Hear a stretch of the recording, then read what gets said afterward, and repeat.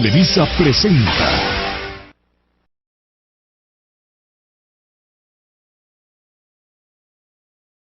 Buenas tardes, bienvenidos a este panel de expertos de la Universidad del Atlántico en colaboración con la DIAN.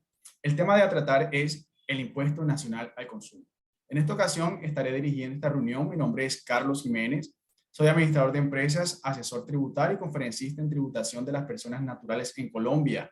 También impuestos sobre las ventas y procedimiento tributario. Este panel de expertos está conformado por grandes personalidades como lo es la doctora María Saucedo Cardoso. Ella es administradora de empresas, consultora en diferentes empresas del sector comercial y docente universitaria. También nos acompaña el señor Joan Sebastián Herrera. Él es contador público, administrador de empresas y auditor de calidad para entes gubernamentales. Por otra parte, nos acompaña el señor Michael de Oro Silvera. Él es administrador de empresas y especialista en tributación aduanera y portuaria y socio mayoritario de la cadena de hoteles Sheraton. Tenemos dos interventores muy especiales que también nos van a ayudar a esclarecer dudas que vayan surgiendo durante el desarrollo de este panel de expertos. Y les hablo del señor José Fernando Sierra Farías. Él es director seccional de impuestos de Bogotá. Él es abogado y especialista en derecho tributario. Y por último, pero no menos, tenemos al señor Wilfran Alfredo Campo Balvin. Él es contador público y magíster en tributación, especialista en revisión fiscal, gestión tributaria y docente universitario. Y bueno, ahora sí, vamos a entrar en materia y me gustaría que empezaran por el concepto y las razones que dieron origen a la creación de este impuesto. Si bien sabemos el impuesto nacional al consumo se aplica sobre determinados bienes y servicios. ¿Qué nos puede decir usted de esto, señora Saucedo? Señora Saucedo, tiene el micrófono apagado. Muchas gracias, qué pena. Bueno, muy buenas para todos. Bueno, sí, en cuanto al impuesto nacional al consumo, pues este está regulado por los artículos 512.1 y siguientes del Estatuto Tributario. Esto fue creado con la ley 1607 de diciembre del 2012. Guarda algunas similitudes con el IVA, muy parecido con el IVA. Y este impuesto nacional al consumo es generado por la prestación del servicio, la venta al consumidor final o la importación por parte del usuario final. Este es el impuesto que muchas personas conocen como el impuesto a los restaurantes. El impuesto nacional al consumo no genera impuesto deducible como el IVA y constituye para el comprador un costo deducible del impuesto sobre la renta como mayor valor del bien o servicio. Su declaración es bimensual, será bimensual en un formulario independiente. El no pago genera responsabilidad penal claramente, igual que al IVA. Si hay restaurantes que funcionan bajo franquicia, esto no se les cobra el impuesto nacional al consumo, sino solamente el 16% como IVA. Si no funciona bajo franquicia y en el año anterior sus ventas fueron inferiores a 4.000 VT, ya no figuraron en el RUT como responsables del IVA y tampoco tendrán que cobrar el impuesto nacional al consumo. Muchísimas gracias por su intervención, señora Saucedo. Bueno, en este momento pues nos queda muy claro el concepto, pero para complementar le damos la palabra al señor José Sierra, que también quiere hacer su intervención. Adelante, señor Sierra.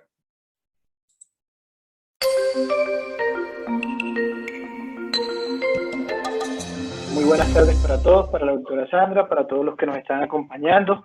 Pues para mí es muy grato estar nuevamente con ustedes. El día de hoy, como lo manifestaba la doctora Sandra, pues vamos a ver un poco lo que es el impuesto nacional al consumo y otros impuestos derivados de este impuesto nacional al consumo que también nacieron ya hace ratico, que de pronto no son de tanto uso, pero que es bueno que ustedes los conozcan, por si acaso en algún momento pues llegan a tener conocimiento de ellos, les llegan a preguntar sobre estos temas, pues me parece que es bueno que lo conozcan, ¿vale? Entonces, para hacer simplemente un recorderis antes de entrar al tema de la normativa que vamos a manejar el día de hoy, es muy sencilla la normativa, vamos a manejar solamente lo que es el Estatuto Tributario y el libro 1, parte 3, título 3 del decreto 1625 de 2016, que ustedes pueden ver acá, ¿vale? Entonces desde acá empieza el título 3, que me va a hablar de todo el tema reglamentario del impuesto nacional al consumo al día de hoy. Este es el DUR tributario, esta es una actualización que es la más reciente que tenemos, hasta a 27 de mayo. Entonces, desde aquí, de este artículo 1.3.3.1 en adelante, ustedes van a encontrar todo lo referente a lo que es el impuesto nacional al consumo y cómo va a ser su reglamentación, ¿vale? Entonces es importante que lo tengan pendiente. Antes de entrar ya de lleno, me parece pertinente hacer un recorderis de dónde viene este impuesto nacional al consumo. El impuesto nacional al consumo nació en el año 2013. Entonces es un impuesto que antes del 2013 no vamos a tener ninguna referencia a él porque no existía. Quiero hacer una aclaración muy pertinente. Existen unos impuestos al consumo del orden departamental o del orden distrital para que no lo confundan. Por ejemplo, tenemos un impuesto al consumo de bebidas alcohólicas, cervezas y sifones. ¿Ya? Eso es un impuesto del orden departamental, es decir, cada departamento cobra un impuesto por el expendio de ciertas bebidas alcohólicas, como son las cervezas, los licores y todo este tema, ¿cierto? Entonces, de pronto no lo mencioné en el IVA, pero por ejemplo tenemos que la cerveza está gravada con el impuesto sobre las ventas. ¿Y cómo se calculaba esa base gravable? Se calculaba el costo de la cerveza descontándole este impuesto al consumo. Entonces, dentro de nuestro cotidiano vivir, van a escuchar muchas veces la referencia al impuesto al consumo, entonces hay que hacer la diferenciación en cuando nos están hablando del impuesto nacional al consumo, que es un impuesto de orden nacional, como ya vamos a ver, y del impuesto al consumo de ciertas bebidas o de ciertos productos que normalmente son impuestos del orden distrital o del orden departamental o municipal, ¿vale? Entonces vale la pena hacer esa aclaración. Y pues estos existían desde hace mucho rato, existen más o menos con la ley una ley de 1984 que los tiene regulados. Entonces, este impuesto nacional al consumo, que es potestativo de la administración, es decir, lo cobra o lo regula la DIAN, lo vigila la DIAN, es diferente a los otros impuestos al consumo que ustedes pueden encontrarse dentro del territorio nacional, ¿vale? Nace con la ley 1607 de 2012, que es la primera reforma que se hace en el gobierno Santos, y pues entra a regir a partir del 1 de enero de 2013 en adelante. Entonces de ahí viene toda la normativa de este impuesto al consumo. Si lo vemos, podemos decir que es un impuesto realmente joven y pues por lo joven que es poco o es muy escaso el desarrollo normativo que ha tenido, digamos, este impuesto al consumo. Entonces de pronto es más breve que otros impuestos que vamos a tratar. Excelente, muchísimas gracias por la aclaración. Les agradezco a todos los participantes, a todos los asistentes. ¿Qué tal si en este momento ahondamos un poco más y hablamos de las características de este impuesto? Para esto nos quedamos con el invitado José Sierra. Él tiene una breve introducción acerca de esta parte del tema. Adelante. Y pues comencemos con las características de este impuesto nacional al consumo. Al igual que como lo vimos en el IVA, este impuesto va a tener unas características propias de él. Lo primero, pues, decirles que es un impuesto, como ya lo habíamos hablado, es una obligación pecuniaria que van a tener los contribuyentes o los ciudadanos, entiéndase el sujeto pasivo, sin derecho a que sobre ella tengan ninguna contraprestación. Vamos a tener dentro de sus características que es del orden nacional, como les mencionaba. Entonces, ¿qué quiere decir? Que este impuesto al consumo va a aplicar dentro de todo el territorio nacional, desde la isla de San Andrés hasta Leticia, ¿vale? A diferencia de esos otros impuestos al consumo que van a escuchar ustedes, solamente tienen aplicación dependiendo del territorio en donde nos encontremos y tendrán una reglamentación para cada uno de esos territorios. De naturaleza real, al igual que el IVA, esto se entiende que es un impuesto de carácter indirecto, entonces aplica sobre unos productos, sobre unos bienes y sobre unos servicios. Aquí no aplica sobre las personas.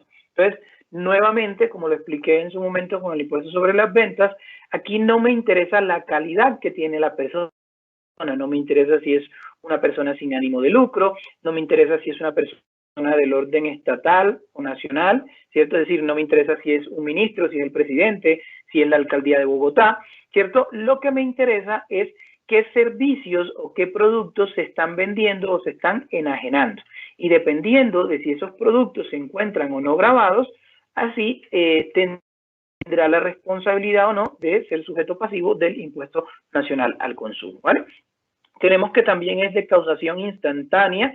Esto quiere decir que una vez realizado el hecho generador, que ya vamos a ver los varios hechos generadores que tiene, pues se causa la obligación tanto para el sujeto pasivo económico como para el sujeto pasivo jurídico, el responsable, de pagar el tributo, de contribuir con esa obligación fiscal. Muchísimas gracias, señor Sierra, por su intervención. También nos pide la palabra en el panel de expertos el señor Herrera. Adelante, señor Herrera. Muchísimas gracias.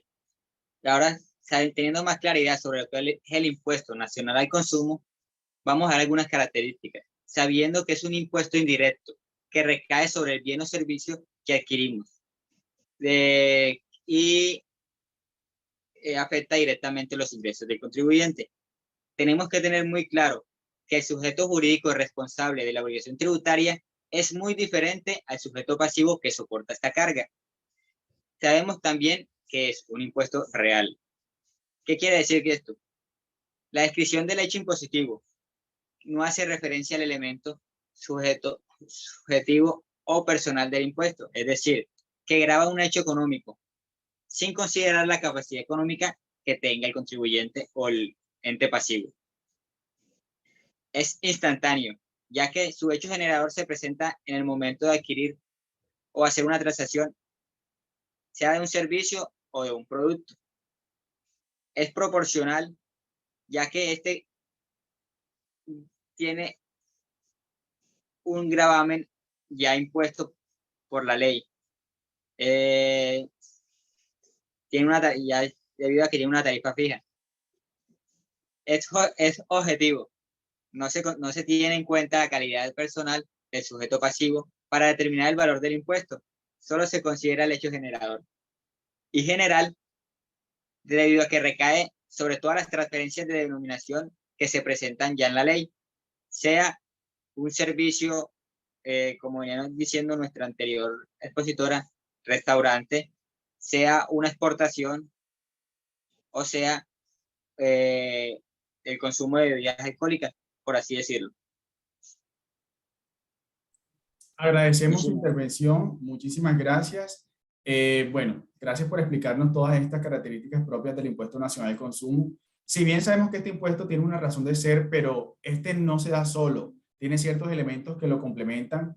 Y bueno, queremos analizar o vamos a analizar los 6 elementos del tributo, que es que el tributo, sujeto activo, pasivo, hecho generador, tarifa, base gravable y periodicidad.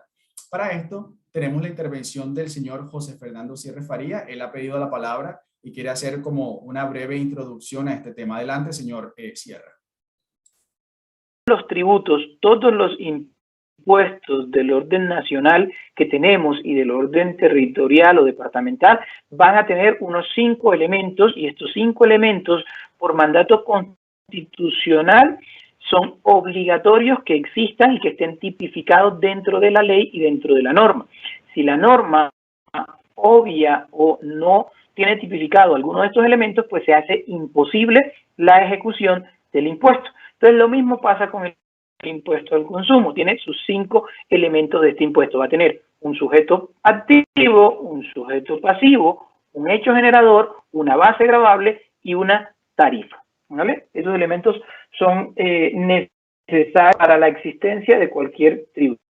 Entonces vamos a ver uno a uno cada de esos elementos. El sujeto activo va a ser, pues nuevamente, el acreedor del vínculo jurídico, es decir, la persona a la quien hay que pagar esas erogaciones que se están sufriendo, y en este caso pues va a ser el Estado. Y nuevamente aparece la DIAN como un administrador de ese procedimiento, como un ente ejecutor y que vela por el cumplimiento cabal de las obligaciones de las personas que sean responsables del impuesto al consumo. Pero, nuevamente, la DIAN no va a tener ninguna injerencia dentro del recaudo de este impuesto. El recaudo del impuesto va a pasar directamente al Tesoro Nacional, y la administración, es decir, la DIAN, solo va a tener la competencia de proceder a velar porque se declare correctamente, porque se pague lo que se debe pagar, ¿cierto? Y por realizar los procesos sancionatorios, los procesos de fiscalización que ameriten para las personas que estén incumpliendo con la declaración, con la presentación, con las obligaciones inherentes a este tributo. Muchísimas gracias, señor Sierra, por esa breve introducción. Para ahondar un poco más en esta parte del tema, nos pide la palabra el señor De Oro. Bienvenido, adelante. Buenas tardes, doctor Jiménez, colegas y demás invitados a este panel. Bueno, para entrar un poco más al detalle respecto a lo mencionado por el doctor Fernando Sierra, el impuesto nacional al consumo tiene 6 elementos, los cuales vamos a ir analizando.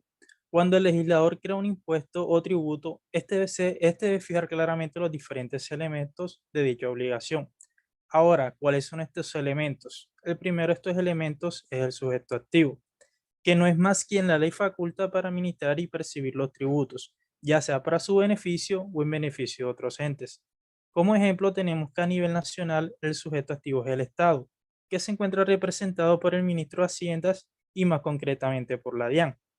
En el segundo elemento tenemos al sujeto pasivo, que se trata de las personas naturales o jurídicas que se encuentran obligadas al pago de los tributos, siempre que se presente un hecho generador de esta obligación tributaria. Estos sujetos deben cumplir ciertas obligaciones, como son declarar, informar sus operaciones, conservar información y facturar. Estos sujetos pasivos pueden cumplir sus obligaciones en forma personal o por intermedio de sus representantes legales. Como el tercer elemento tenemos al hecho generador, que este se encuentra mencionado en el artículo 512-1 del Estatuto Tributario, que a su vez se encuentra modificado por la ley del 2010 del 2019. Este señala que el hecho generador del impuesto al consumo surge de la prestación o la venta al consumidor final o a la importación de parte de algunos bienes o servicios de los cuales hablaremos más adelante cuando entremos al detalle. Como el cuarto elemento tenemos la base gravable. Este es el impuesto al consumo que regula el valor de la venta del bien y el servicio sin incluir el impuesto a la venta cuando éste exista. Como por ejemplo en el caso de los vehículos, señala que la base gravable del impuesto al consumo será sobre el valor total del bien, incluyendo todos los accesorios de fábrica que éste cuente. Como quinto elemento tenemos las tarifas en el impuesto al consumo. La DIAN ha fijado 3 tarifas, que son el 4, el 8 y el 16%. Entre las tarifas del 16% tenemos que algunos bienes están fijados en este valor, como cuáles. Tenemos los vehículos de tipo familiar o camperos que su valor sea superior a los $30,000 con todos sus accesorios. Tenemos los globos y dirigibles o planeadoras que no sean propulsados por motor. Tenemos otras aeronaves como son los helicópteros o aviones de su uso privado. Entre las tarifas del 8% manejamos los siguientes bienes, que son los vehículos automóviles de tipo familiar y camperos cuyo valor sea inferior a los $30,000, incluyendo todos sus accesorios. Tenemos las motocicletas de cilindraje superior a 200 centímetros cúbicos. Tenemos yates y embarcaciones con fines de recreo o deporte. Y tenemos los servicios de restaurante.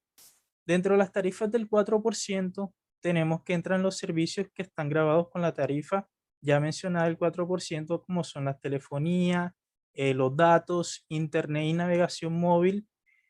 Y en el sexto elemento, que sería el periodo gravable, este es el lazo temporal en el que el sujeto pasivo responsable debe declarar y pagar el impuesto creado. Este puede ser anual, como es el caso del impuesto de la renta. También puede ser bimestral o cuatrimestral en el caso siguiente, por lo menos. En el periodo 1 tenemos que este abarca los tiempos entre el mes de enero y febrero. En el periodo 2 que abarca los tiempos del mes de marzo a abril. El periodo 3 va de mayo a junio. Y tenemos que el periodo 4 va de julio a agosto. Seguimos con el periodo 5 que abarca los meses de septiembre y octubre. Y por último el periodo 6 que abarca los meses de noviembre y diciembre. Muchas gracias. Señor De Oro, gracias a usted por esa intervención. Y bueno, sabemos que el impuesto nacional al consumo aplica en muchas áreas del comercio, pero también sabemos que existen excepciones. Y bueno, a continuación la experta y docente universitaria María Saucedo nos hablará un poco de ello. Adelante, señora Saucedo. Bueno, con respecto a las excepciones, la DIAN aclaró que los negocios dedicados exclusivamente al tema del expendio de comidas y bebidas no tendrán que pagar el impuesto al consumo durante este año 2022, pues esto se pensó como parte de la ley de la inversión social que se adoptó por el tema de la misma reactivación económica del país a causa pues del COVID, el COVID que se presentó pues en la pandemia en los últimos 2 años.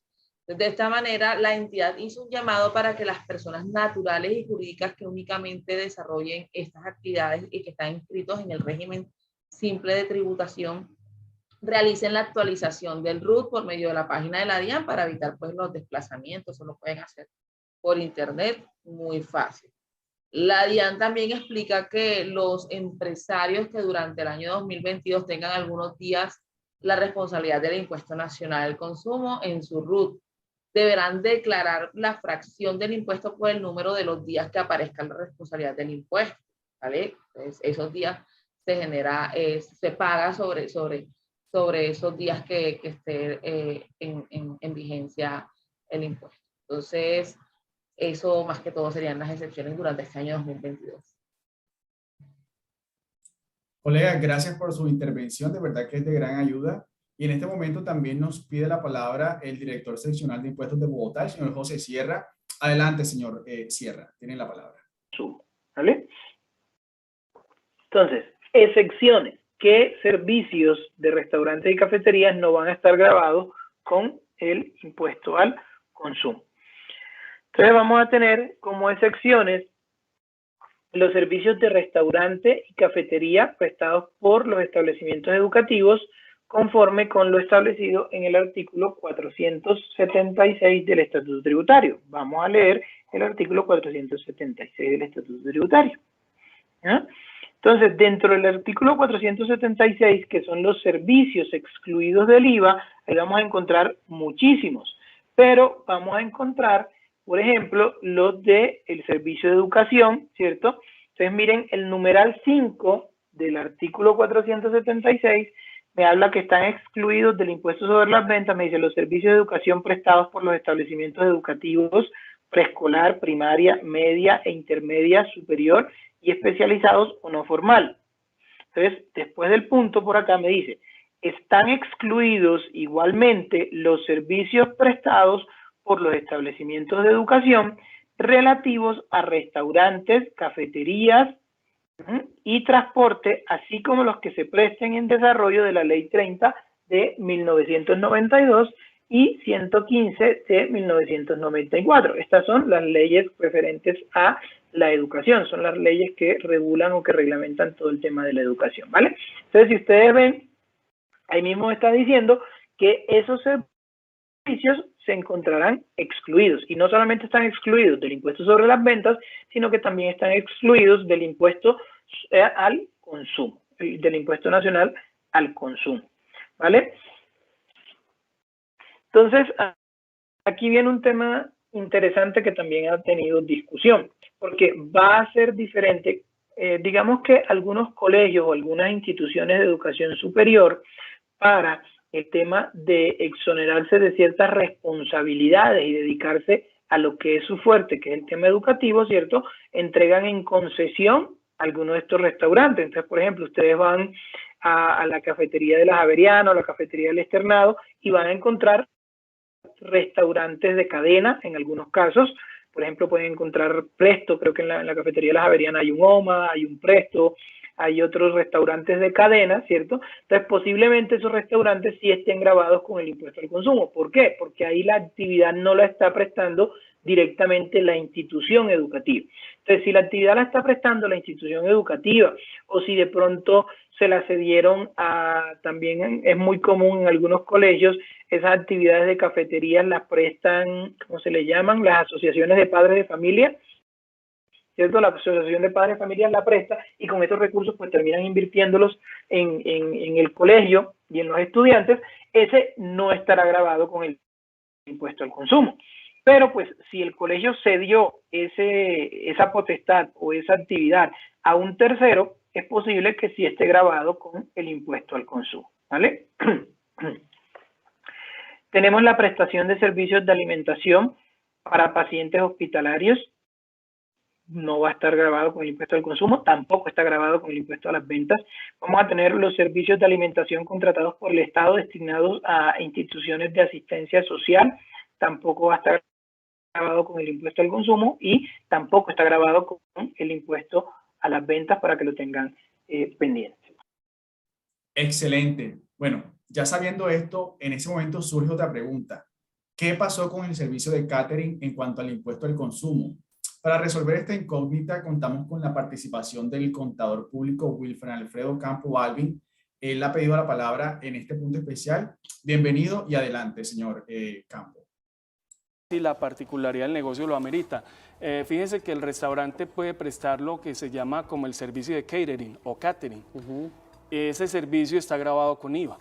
Entonces, fíjese que el dueño del restaurante, por la actividad del restaurante, cobra impuesto al consumo a la tarifa del 8%. Pero si lo contratan y, por ejemplo, este fin de año se presta mucho para esas fiestas de eventos empresariales, un servicio tipo catering en sitio, una finca, por ejemplo, una despedida de año, y entonces presta el servicio de catering, ese es con IVA. Y si es responsable del régimen, debería de cobrar el IVA del 19%. Y advertirlo obviamente con antelación para que el cliente no vaya a decir, bueno, ¿y usted por qué me está cobrando IVA? Exactamente. Excelente aclaración, señor Campos. Bueno, y esta pregunta que viene a continuación va para usted mismo. ¿Está relacionado el impuesto al del régimen simple? Entonces, la ley define que las personas que incurren en el hecho generador del impuesto, entonces los ubica como responsables, bien sea del régimen común o simplificado, pero entendiendo que el régimen simplificado es un régimen de excepción y que en ese caso en ambos impuestos aplica para personas naturales. Cuando nació el impuesto al consumo en el año 2012, se permitía que en el régimen simplificado pudieran estar personas jurídicas y naturales, pero después fue modificado y entonces hoy en día no podemos encontrar sino personas naturales como régimen simplificado, bien sea el IVA o bien sea el impuesto al consumo. Excelente aclaración. Bueno, y ahora ya sabiendo las excepciones, ¿quiénes son los responsables del impuesto al consumo? El señor Herrera nos hablará sobre este tema. Adelante, señor Herrera. Bueno, muchas gracias. Sabiendo bien cuáles son las personas que tienen excepciones para este impuesto, también debemos precisar quiénes son los responsables de este. Sabiendo bien que está expresado en el inciso 3 del artículo 512-1 del Estatuto Tributario, este señala que son responsables del impuesto al consumo aquellos que presten servicios de telefonía móvil, datos e internet, además de navegación móvil. También expendios de comidas, que sabemos que son restaurantes, a excepción de las franquicias, de bebidas alcohólicas. También debemos tener presente que si queremos importar productos de otros países, nosotros que somos los importadores finales debemos cancelar este impuesto. Además de esto, todo aquel que quiera prestar un servicio o la venta de cualquier producto también está incluido en este grupo.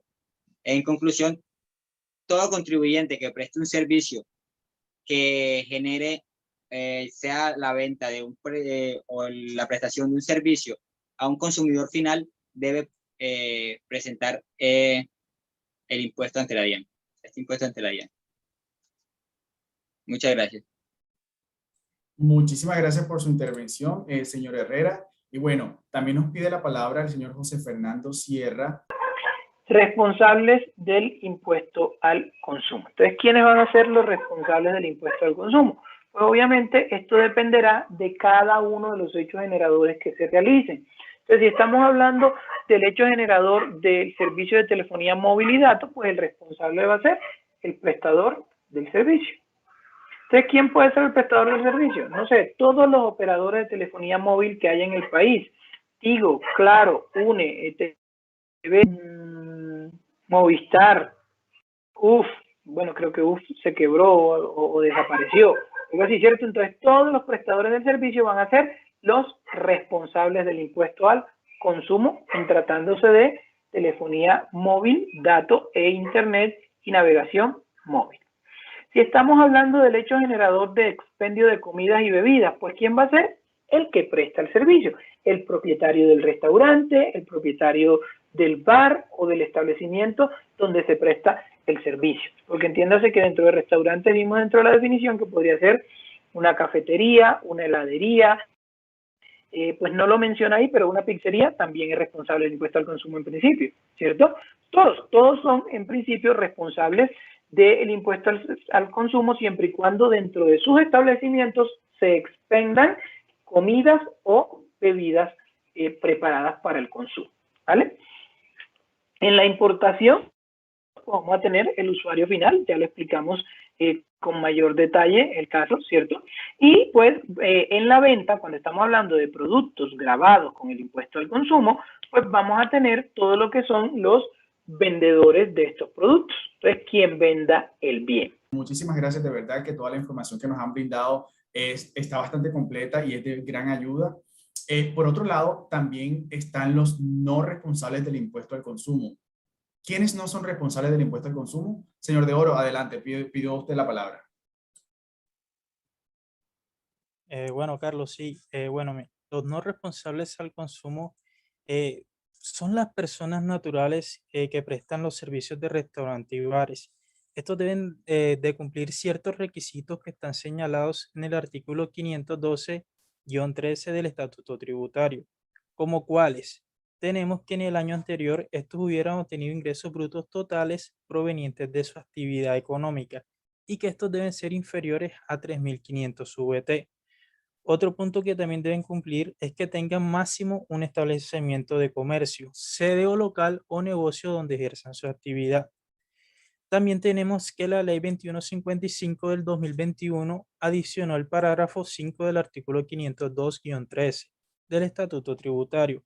Este señala que para el año 2022 no serán responsables del impuesto nacional al consumo los restaurantes y bares que estén declarados bajo el régimen simple de tributación simple y cuando desarrollen únicamente actividades de expendio de comidas y bebidas que traten el numeral 4 del artículo 908 del Estatuto Tributario.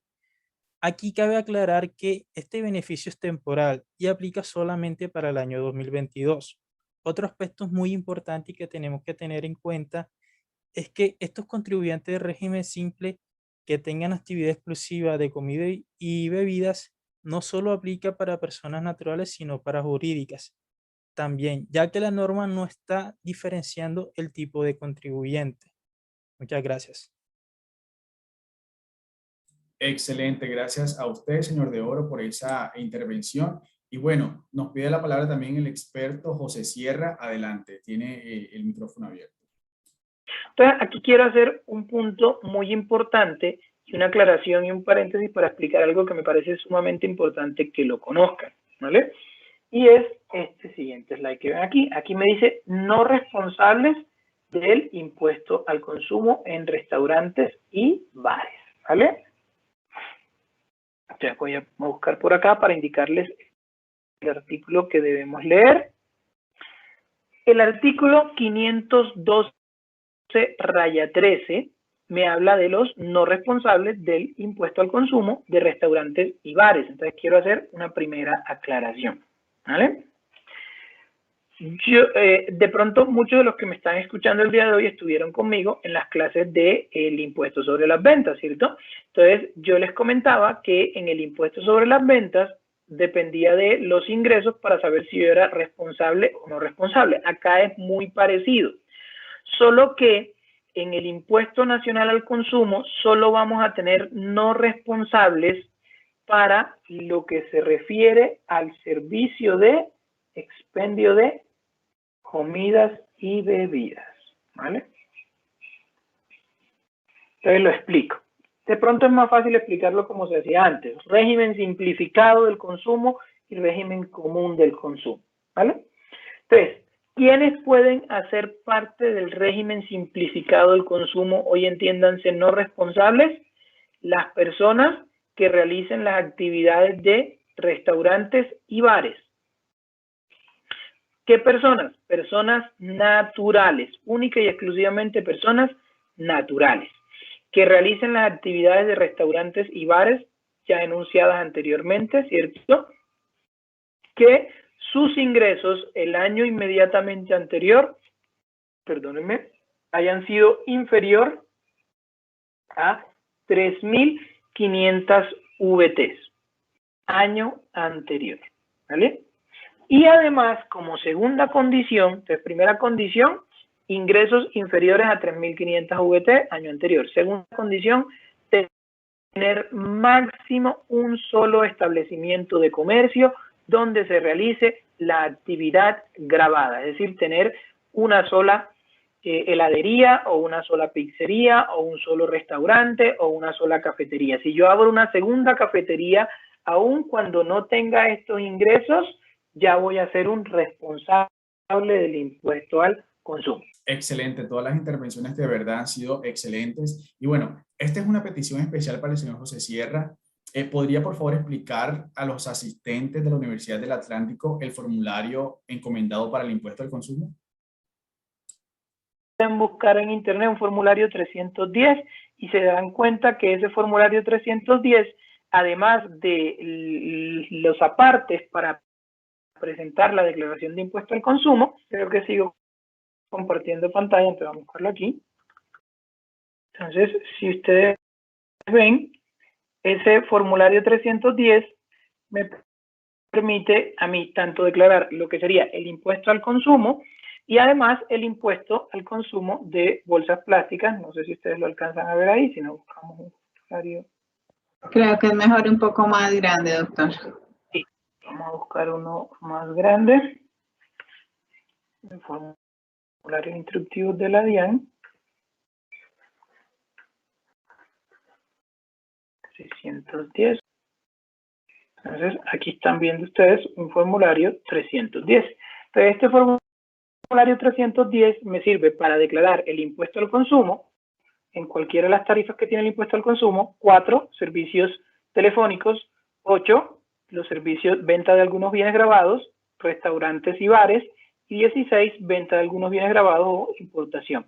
Y acá, miren, me trae la cápite de Impuesto Nacional al Consumo de bolsas plásticas.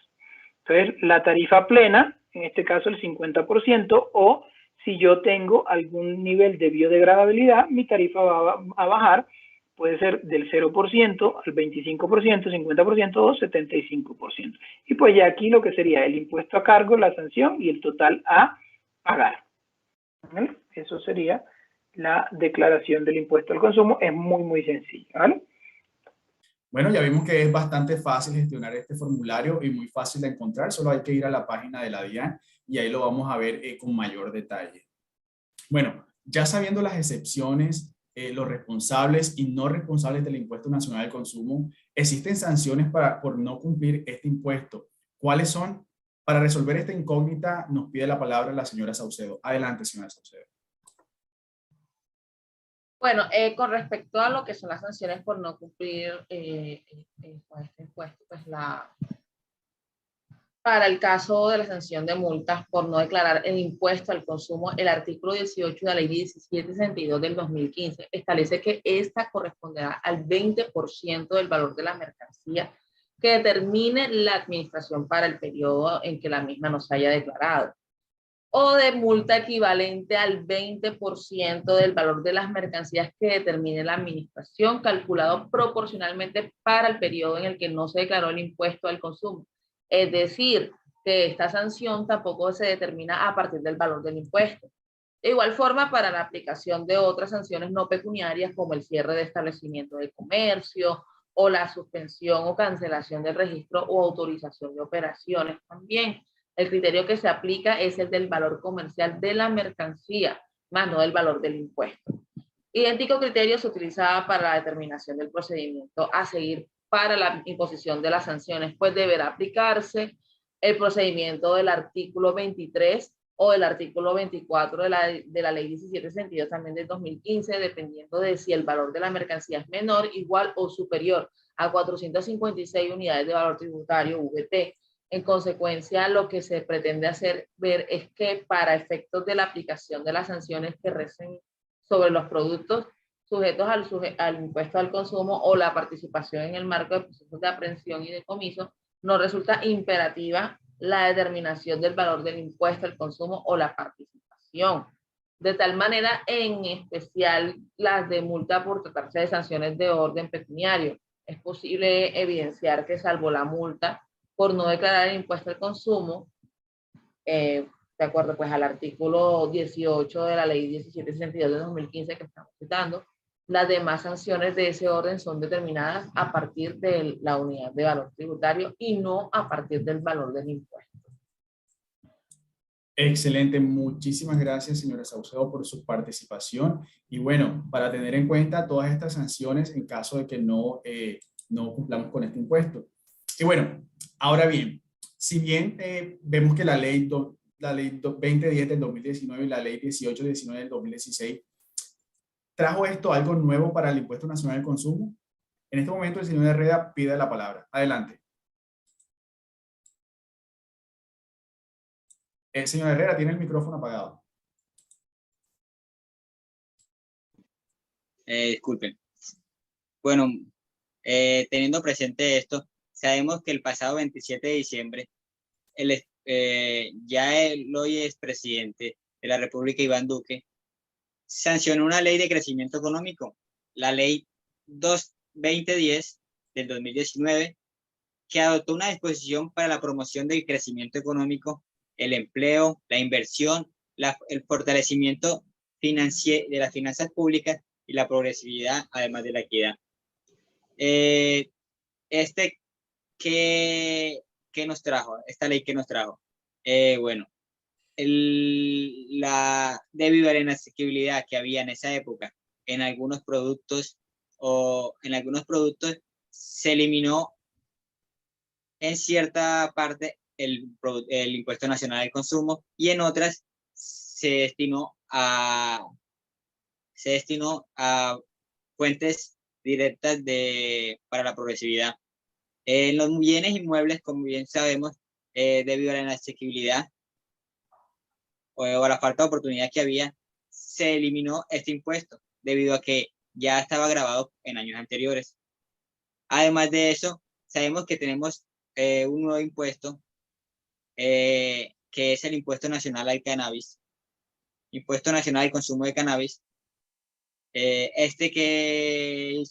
ley que hizo con lo que realizó fue que fuera destinado directamente a la progresividad y el crecimiento económico en los campos y que fuera adoptada con mayor disposición esta nueva ley y este nuevo producto que se está comercializando ahora en Colombia para su exportación, eso sí, de manera controlada y con sus diferentes reglamentos.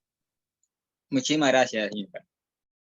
Muchas gracias a usted por su intervención y por la aclaración. Bueno, ya para cerrar este panel que han estado pues cargado de información importante, no nos podemos ir sin saber acerca de la ley 2068 del 2020 y de qué manera impacta esto al Impuesto Nacional al Consumo. Para esto nos pide la palabra el señor de Oro. Adelante, señor de Oro. Gracias, Carlos. Bueno, como resumen, tenemos que la ley 2068 del 2020 se puede decir que es la nueva ley del turismo, ya que esta ayudará a que nuestro sector, que sin lugar a dudas ha sido uno de los más golpeados, no solamente en nuestro país Colombia, sino a nivel mundial. Esta nueva ley lo que buscará serán medidas que reactiven fundamentalmente el desarrollo del turismo, pero que a su vez también incluirán otras medidas asociadas a la sostenibilidad del turismo y a la calidad que va a permitir que Colombia tenga una mayor aceptación de los turistas. Entonces, esto se busca que se posicione en un largo plazo, ofreciendo a Colombia como un destino de muy alta calidad y que además será orientado a la conservación del patrimonio.